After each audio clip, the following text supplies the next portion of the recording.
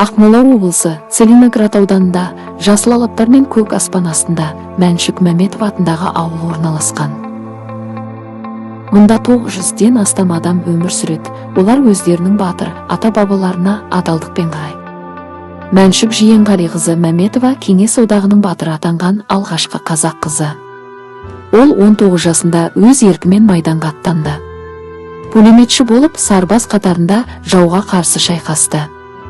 1943 жылдың қараша айында Невель маңында соңғы рет шайқасқа түсіп, жаудың қоршауында ерлікпен қаза тапты.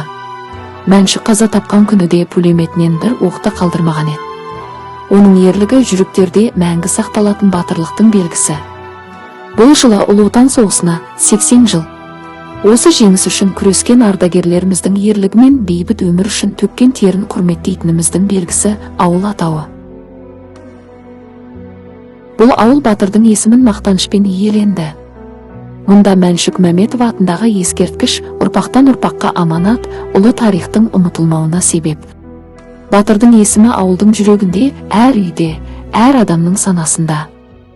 Бүгінде бұл ауылдың өмірі жанды. Мұнда жастар білім алып, балалар күліп өсуде. Біліп сапасын жақсарту мақсатында 2022 жылы мектепті кеңейту жұмыстары жүргізіліп, 23 миллион теңге бөлініп, ескі балабақша қайта құрылып жаңартылды. Ауылда жас мамандарға да зор қолдау көрсетілуде.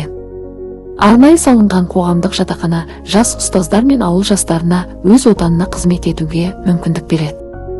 Мәншүк Мәметова ауылы болашағы зор тірек елді мекен. Ауыл бүгінде ауылдық жерлердің табысты дамуының үлгісіне айналды.